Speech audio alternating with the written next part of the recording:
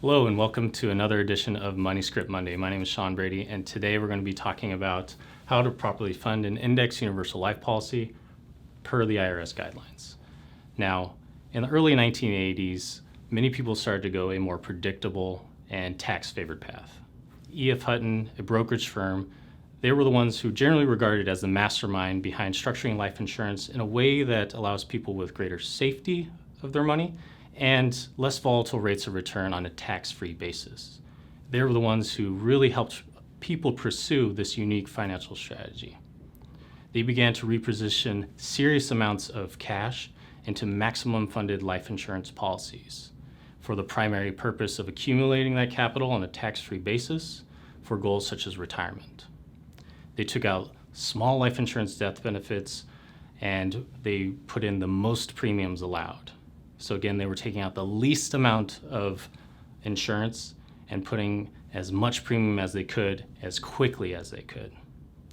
IRS came in and challenged what was being done. E.F. Hutton went to court and they won the case. They were in complete compliance with Section 72E of the Internal Revenue Code.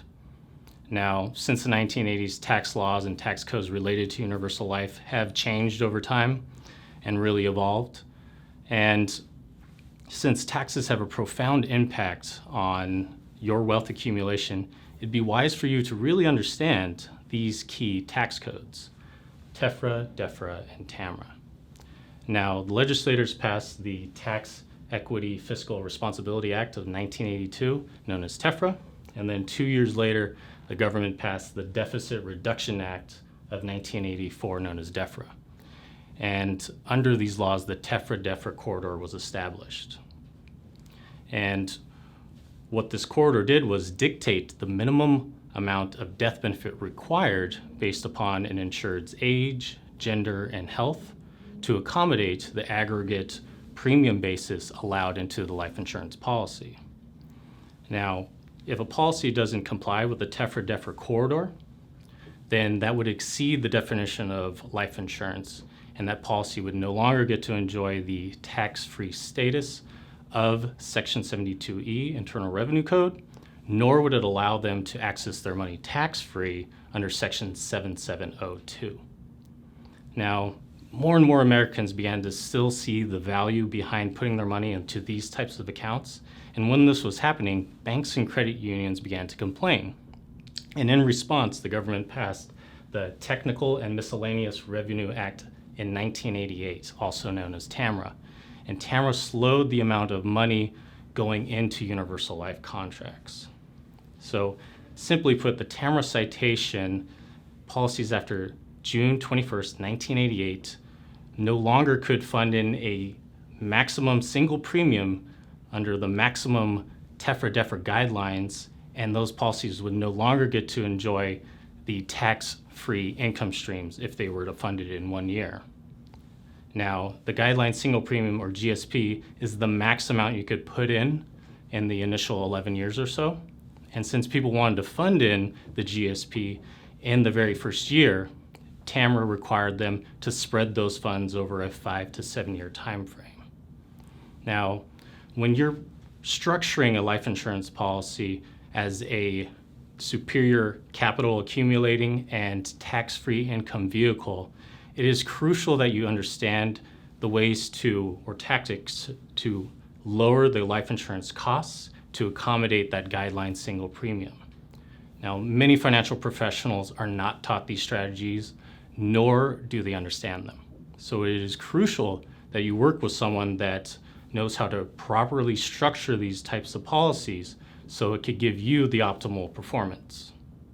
Now, when you've decided on the amount of money that you'd like to put into one of these contracts over a specified time frame, we would then solve for the maximum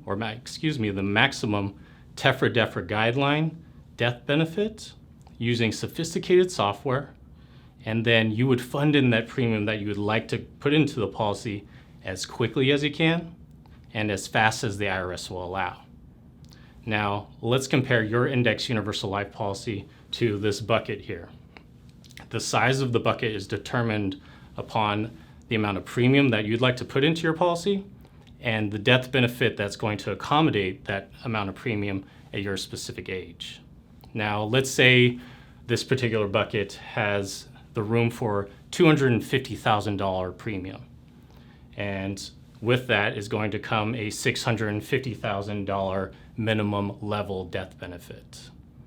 You could fully fund and fully fill up your bucket in just 5 equal payments of $50,000 over that 5-year time frame, and you'd have a fully funded, max efficient index universal life policy. This is a way we call a short-term design, or what we call bucket funding. Now, there are people that have the time, the capital, and the cash flow on hand, and they say, I want to pay $50,000 for 10, 20, 30 years. And that's simple. Can you still do that? What does that bucket look like? And all you would have to do is, instead of a minimum level death benefit, you would have a minimum increasing death benefit. And as you fund for 10, 20, 30 years, once you're done funding, you would then switch to level death benefit. Essentially, it's just a way of filling up new buckets of money without having to purchase new policies every single time. And both designs are max efficient. It's where we're squeezing down the policy costs and increasing your earning potential. Now, there are annual costs associated with your policy, and those costs include life insurance, the pure cost of life insurance, and any other fees associated with managing the policy. And in this illustration, those fees are represented down here at the bottom by this spigot here. Now, before you view the outflow or cost flow of this as a negative, consider that it's actually going to work for you. It's going to pay for that valuable life insurance death benefit that's going to your loved ones.